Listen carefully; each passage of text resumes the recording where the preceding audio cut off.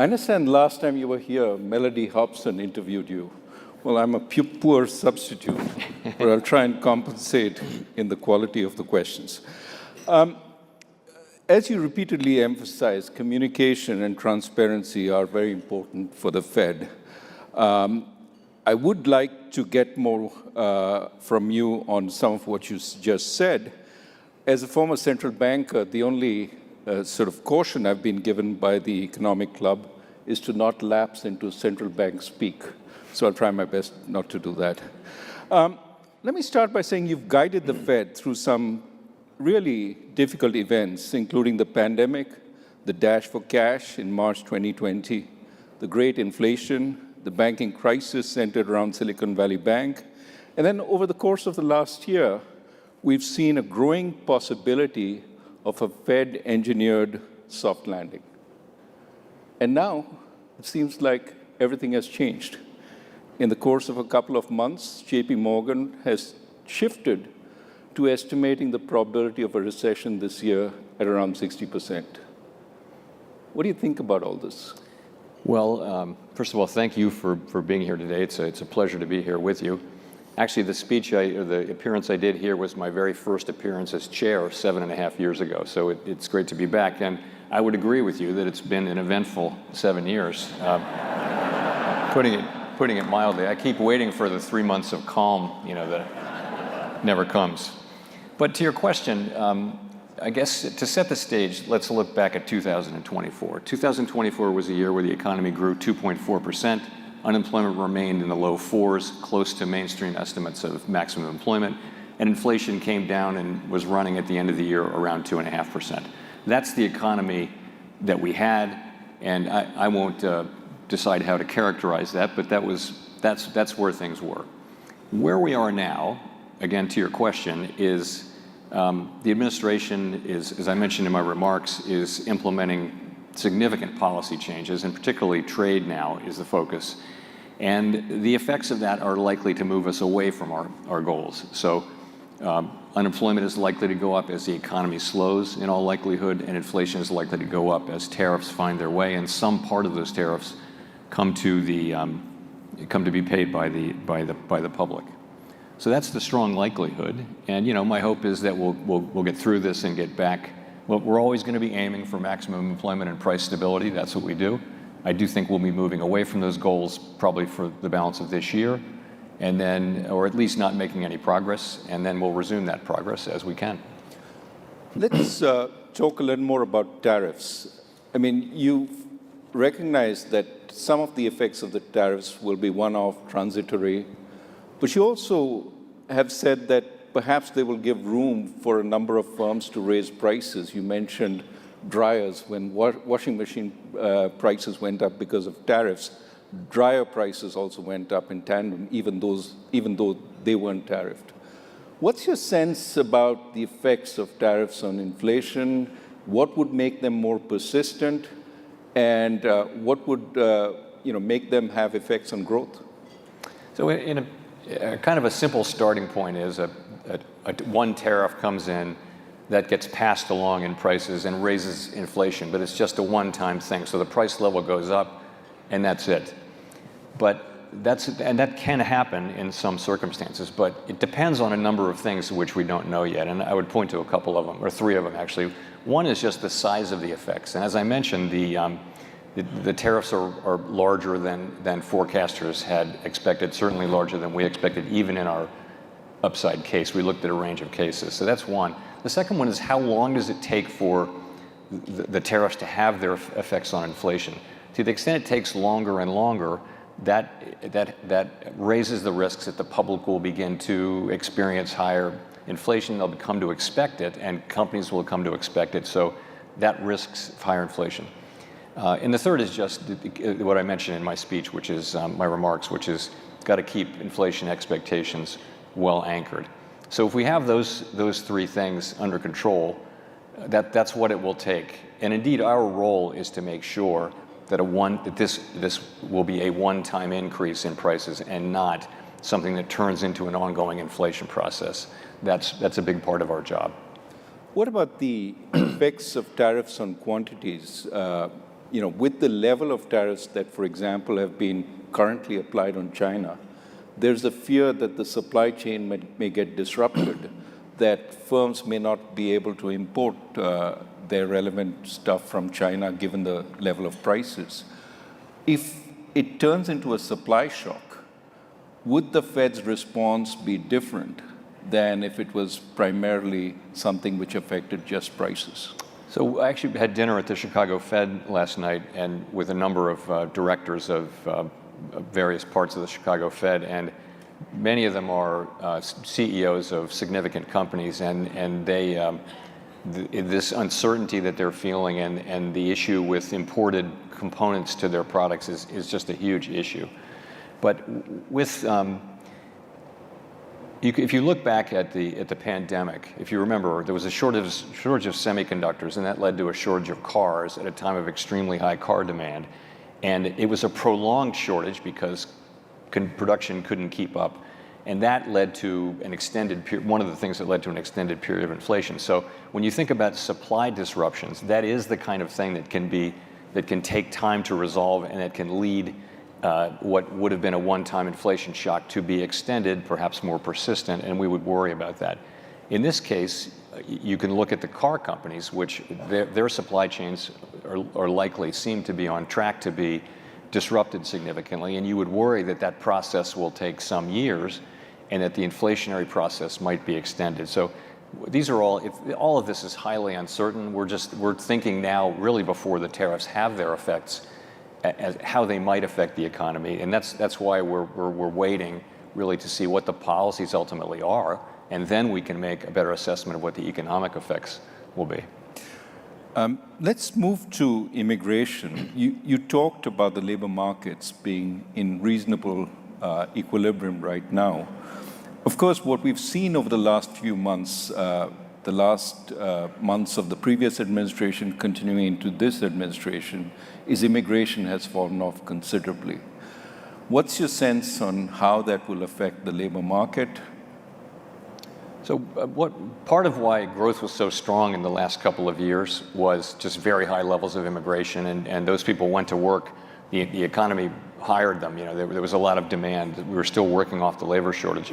What's happened since the prior administration changed their policy, as you mentioned, immigration has fallen very sharply, and therefore the growth of workers has really stopped. It's really stagnant. But at the same time, demand has also fallen. And so demand for workers, so payroll job creation has also fallen, and they've kind of fallen in tandem, which is why the unemployment rate has been pretty stable for about a year. So in a way, demand and coincidentally perhaps to some extent, demand and supply for workers has fallen. In terms of the effect on the labor market, right now we're still at full employment. And labor force participation is still strong. Wages have moved back down to levels that are now pretty sustainable, given an assumption about productivity. So the labor market's in a really good place. Longer term, the effects of immigration are not thought to matter much for inflation. The effects on demand and supply will more or less cancel each other out. So we wouldn't expect there to be a big impact on inflation. You've seen in recent weeks substantial talk about layoffs in government, as well as freezes in research establishments and universities in jobs. How soon and how big will this be in its impact on labor markets? So it's too soon to say, but what I can say is, of course, the people being laid off in government, this is highly significant to them. We don't know how big that's going to be. Right now, it's not big enough to affect a workforce of 170 million people materially. In terms of the cutbacks in funding and for science and things like that, we do see in areas, particularly in cities that have a lot of universities and research hospitals and research institutions, we're really hearing significant layoffs and significant impacts on unemployment. I don't know how much that will total up to. And of course, in addition, cutting back on scientific research may have implications for economic growth, for productivity, for health, for all kinds of things. But those are very difficult to estimate in real time. Now, given that we're talking about the future, you may be confronted in the not-so-distant future with both higher levels of unemployment as well as potentially higher inflation. And of course, the policies that each one requires could be different. You talked a little bit at the podium about how the Fed would see these two and how it would address it. Just giving you a chance again to elaborate on that. Right. So most of the time, when the economy is weak, inflation is low, and unemployment is high, and both of those call for lower interest rates to support activity, and vice versa. So most of the time, the two goals are not in tension. And they're not really in tension now. The labor market is still strong. But the shock that we're experiencing, the impulses we're feeling are for higher unemployment and higher inflation. And our tool only does one of those two things at the same time. So it's a difficult place for central banks, to be in terms of what to do. And so the best we can do is we actually have a little provision in our consensus statement, which is the thing that we vote on to embody how we approach these questions. What we say is we will look at how far the economy is from each of those two goals, and then we'll ask, might there be different paces at which they would approach those goals? We'll look at those things and think about them, and we'll make what will no doubt be a very difficult judgment. Again, we're not experiencing that now, but we could well be in that situation, as I mentioned in my remarks. Just want to pick up on a word that is often used today, uncertainty. As a respondent to a Dallas Fed survey said, I've never felt more uncertainty about my business in my entire 40-plus years career. The worry today is not just about immediate policy uncertainty, but an entire change in the US's economic philosophy. Not just policy uncertainty, so to speak, but structural uncertainty. One of the effects, as you've pointed out, of higher levels of uncertainty is that firms postpone investment. For instance, even after the tariffs stabilize, firms that contemplate reshoring production facilities will hesitate, not knowing if the tariffs will be reversed in the future, maybe by the next administration. How do you take such longer-term uncertainty into account in your policies? Let me just agree that what comes back very strongly, and everyone will understand this.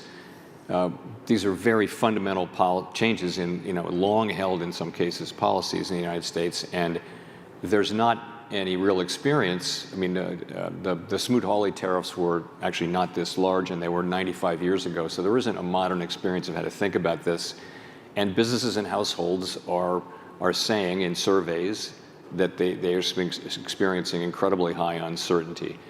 There's a lot of research, some of it from the Fed, showing that does lead to businesses and households stepping back from decisions, which of course makes common sense.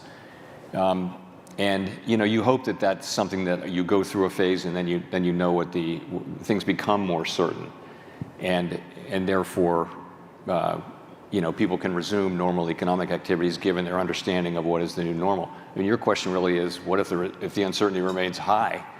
I think that's a difficult environment. I think people's expected rates of return would have to be higher. I think that would weigh on, to me, investment just in general. If the United States were to become a jurisdiction where risks are just structurally higher going forward, that would make us less attractive as a jurisdiction.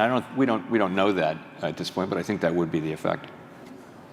Well, let me turn to financial markets. We've seen some volatility, especially stock market volatility. I mean, the levels of the VIX are up to the levels they were in the early days of the pandemic, coming off somewhat now.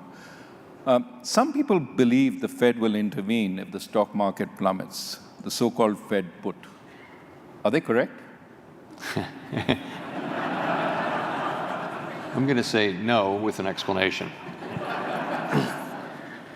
So what I think is going on in markets is markets are processing what's going on. And it's really the policies, particularly the trade policy, And really the question is, where's that going to come in? Where's that going to land?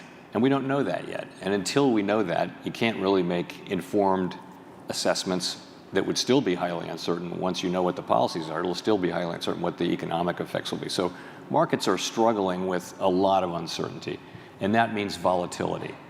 But having said that, markets are functioning, conditional on being in such a challenging situation. Markets are doing what they're supposed to do. They're orderly, and they're functioning just about as you would expect them to function.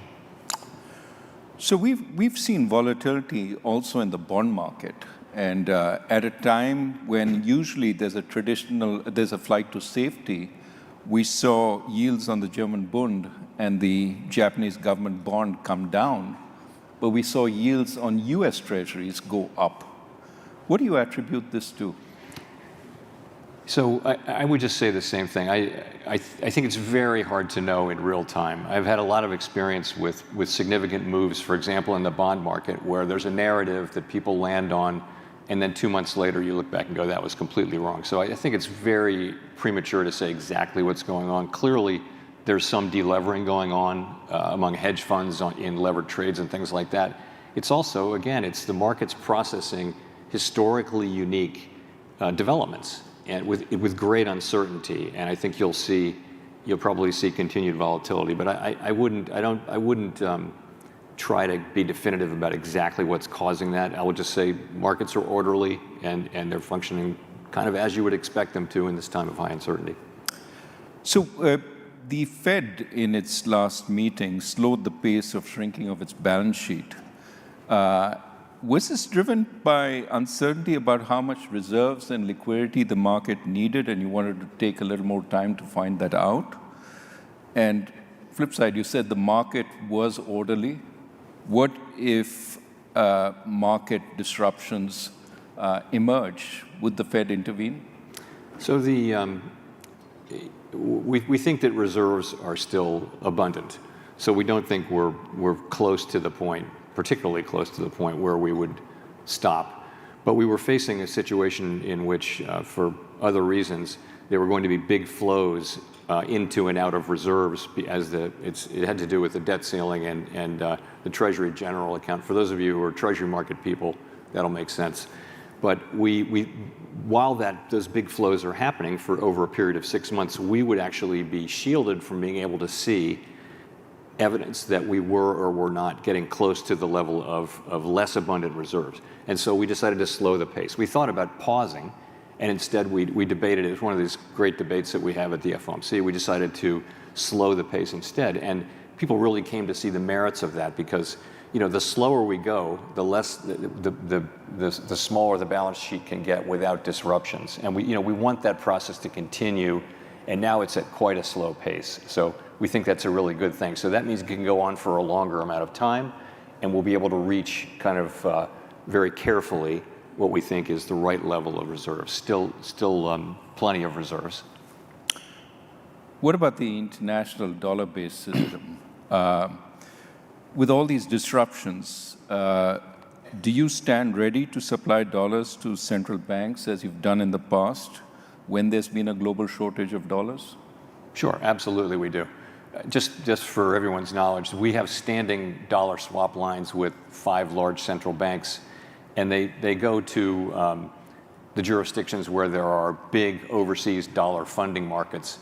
And in effect, those are overseas markets where, for example, a European or Asian institution is buying an asset-backed security that is backed by loans to American consumers. So in effect, these are loans to American consumers, and we support that. We want to make sure that dollars are available. They need dollar funding to hold those dollar assets. So the way it works is, when needed, we lend to the central bank in dollars, and they pay us back in dollars. They then pay in their currency. They lend on in dollars, and so we take no credit risk or anything like that. And it supports dollar funding markets. Dollar funding markets are very sensitive during times of crisis, and it's very helpful. The reason we do it is it's really good for U.S. consumers. So we'll continue to do that, just as part of the dollar being a reserve currency, the reserve currency, most important, and we will do that. You mentioned amongst the issues you were focused on was the U.S. fiscal situation. Well, clearly, U.S. sovereign debt continues to rise. And what are your thoughts on the longer-term implications for interest rates and economic stability? How much further can we go in terms of national debt before we cross a line that might be unsustainable in the long term?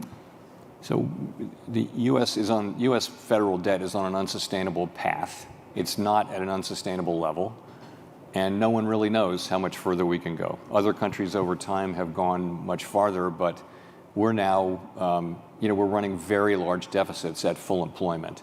And this is a situation that we very much need to address. Sooner or later we'll have to, and sooner is better than later. In terms of, if I can say from my time working on these issues, it's not the Fed's issue, but if you look at a pie chart of federal spending, the biggest parts and the parts that are growing are Medicare, Medicaid, Social Security, and now interest payments. And so that's really where the work has to be done. And those are issues that can only be touched on a bipartisan basis. Neither party can figure out what to do without both parties being at the table. So that's critical. All of this domestic discretionary spending, which is essentially where 100% of the conversation is small as a percentage of federal spending and is declining it's already declining as a percentage of federal spending. So when people are focusing on cutting domestic spending, they're not actually working on the problem. Domestic discretionary spending is already going down. I like to make that point because so much of the dialogue that the politicians offer is about domestic discretionary spending, which is not the issue. Well, let's turn to stability and regulation.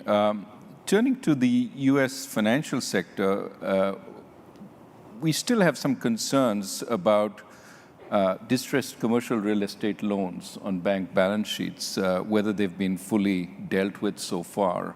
There's some sense that they haven't.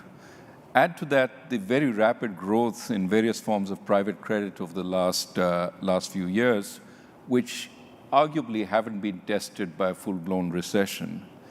How would you put the resilience of our financial institutions at this point and their ability to weather potentially uncertain times? So I think our banking system is well capitalized with liquidity and is quite resilient right now to the kinds of shocks that it may face. I do believe that. In terms of the commercial real estate, there are, and this has been the case, really we've been working on this for 4 or 5 years now. There are some banks, it's mostly medium and small sized banks who have elevated concentrations of commercial real estate, some of it troubled, and we've been working to make sure that those banks have a plan, have capital, and can absorb the losses that they're doing. So, and that's been going on for some time. The very largest banks don't tend to have high concentrations, so this is a problem that we have known would take years to work through, but we're really well into the process of working through it. In terms of the non-bank financial sector, it's grown enormously. The provision of credit by non-banks has grown just really fast. Most of it has been funded, though, with a private equity-like structure where it's limited partners who are signed up for 10 years to a general partner to invest that money. They're not depositors who can run. Your money's committed. And so that funding model is kind of run-proof.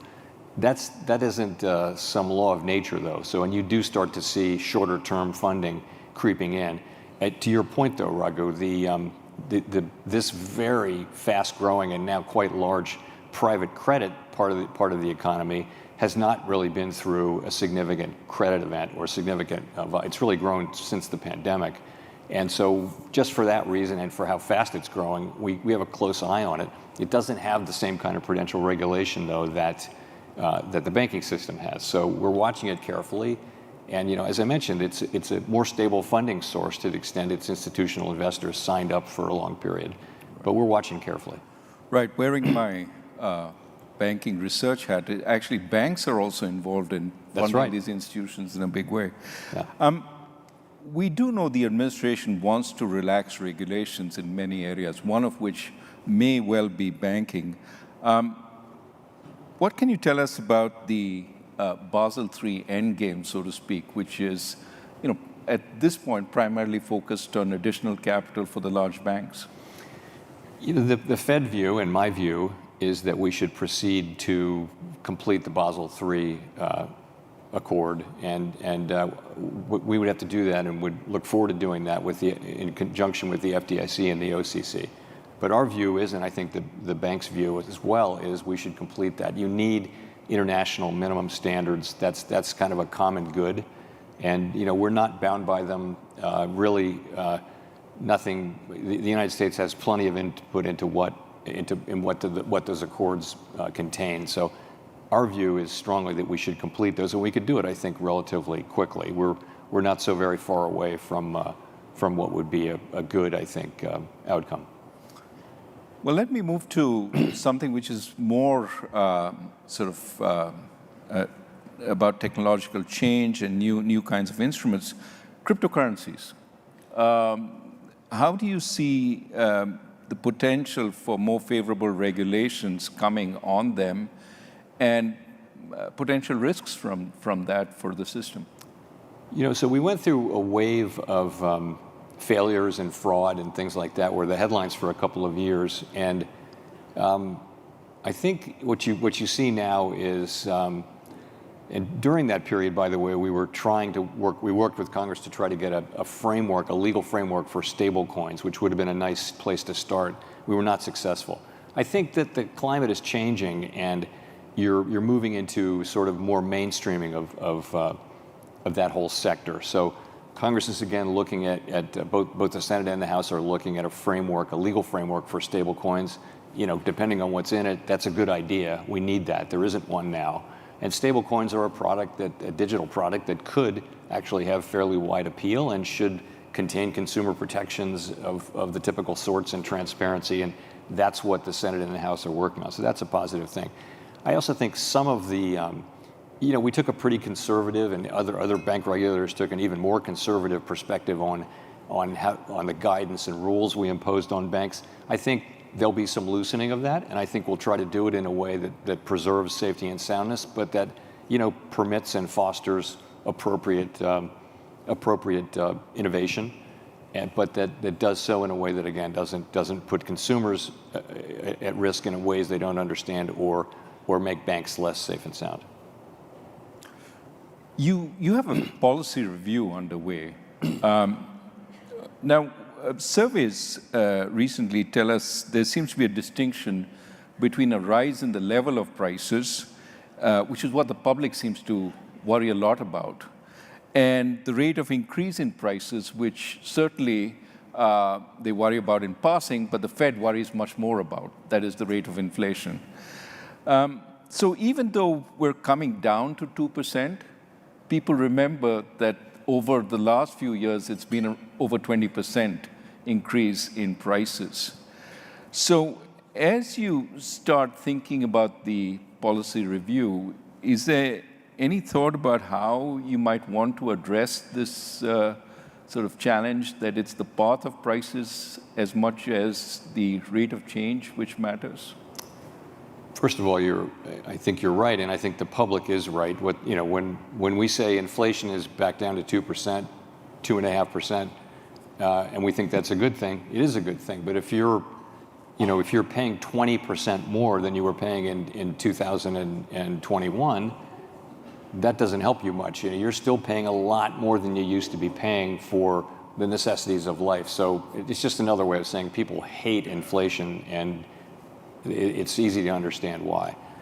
All we can really control is a world in which, in the world we're living in, prices don't go down in the aggregate except in extreme times that we don't want to court. So I don't think we couldn't have a framework where we're going to bring prices down by 10% or something. That's not something we'll be looking at. We're essentially looking at the best way to foster 2% inflation over time. And the things we did back in the changes we made in 2020 were really innovations around what to do when you're stuck near zero.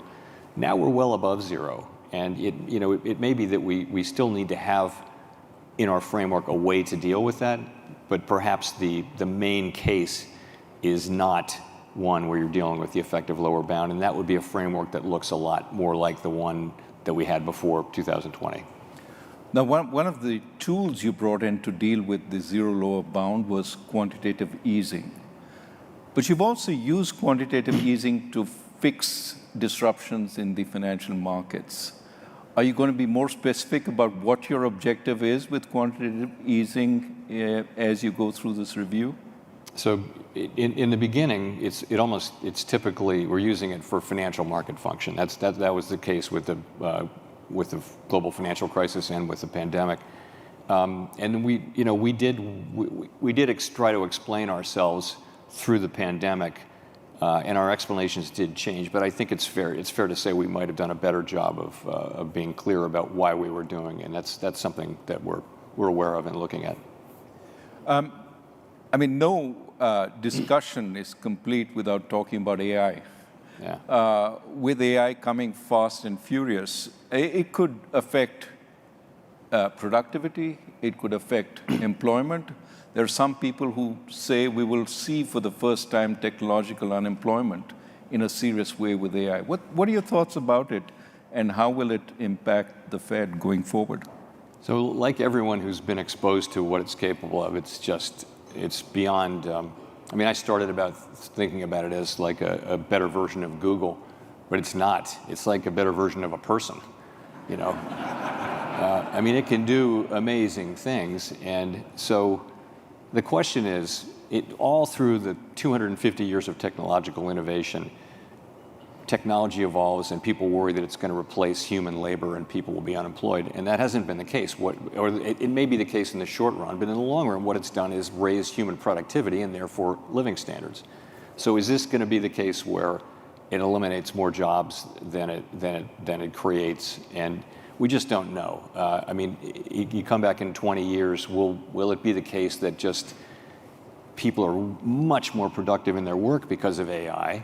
Or will it be the case that AI has just replaced a lot of people? And I think it's very hard to say, but it truly is remarkable in what it's capable of. And it's, you know, we had a demonstration by a Wharton professor recently, and you speak to it like it's a person, and it kind of responds like a person. And the things that it can do are really amazing. By the way, this is early days. You know, they're talking about even the next couple of years will bring more dramatic breakthroughs. So I think it's one of the 2 or 3 things most likely to bring dramatic change to the economy all around the world in the next 20 years. And I'd say very hard to say how it shakes out. Let me turn to your job.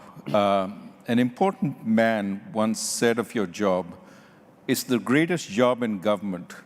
You show up to office once a month and you say, let's see, flip a coin. And then everybody talks about you like you're a god. What is it that you normally do every day in the office? Is it fulfilling and, dare I say, enjoyable? And do you really feel like a god? So I would agree. I think it's the best job in government. I would agree. I really do enjoy it. Yes, I love the job. It's a great honor to serve. It's quite humbling because, you know, everybody makes mistakes. It's just the economy is just not very predictable. All of that is true. And I do what everybody expects me to do. I read. We do a little more reading though as part of our daily. My colleagues and I do part of our daily regime than a typical executive would do. In terms of being a god, I would say that we are blessed with a large number of amply compensated critics who would kind of tend to undercut that. So we don't feel like a god. So let me go to the more mundane. In that office, what are the key indicators you look for? What are the sources of data that you go to as you try and make up your mind? So, I'd say start with labor. There's more labor market data and better reliable labor market data than probably anywhere else. And it's just a lot of data. And, it's new jobs, it's payroll, it's wages, it's participation, You can break all of those down in different categories. It's a million different things. So there's a lot of labor market data. It's a great field if you're going into economics because there's just so much to do. So and then we look at the inflation data. Also, I keep track of global developments pretty carefully, and I talk to my global counterparts pretty regularly just to stay aware of what's going on. Financial markets are really important, and you can and lately something that we're paying close attention to, as you would expect, what's going on around the world in currency markets, in fixed income markets, in equity markets, all of that. For me, though, my background was more in the private sector and as an investor, and for a significant part of my career. And I have to talk to outsiders about what they're seeing and what they're dealing with for it to really kind of fit together for me.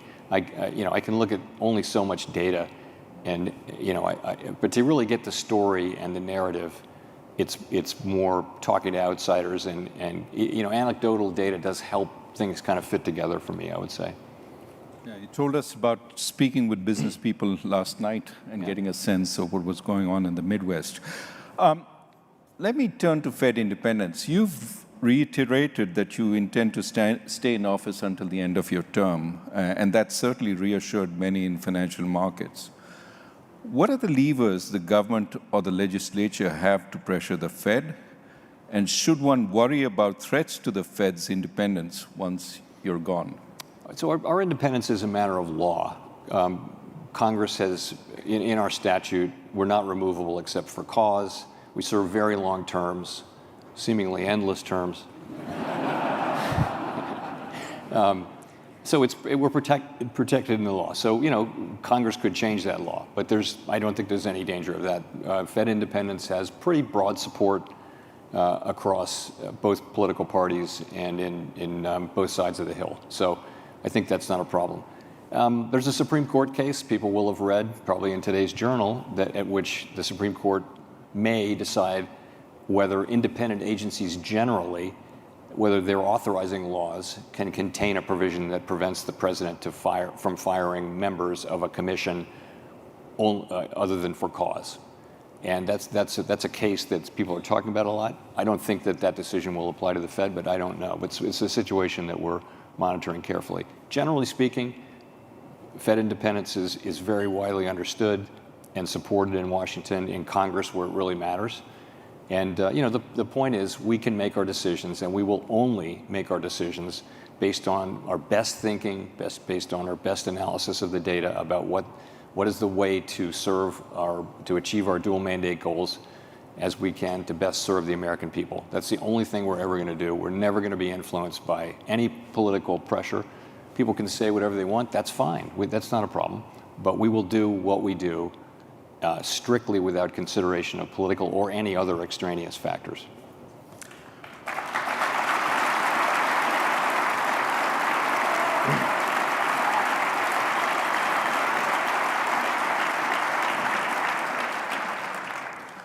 Well, I have time for one more question. I know the question that's on all your minds.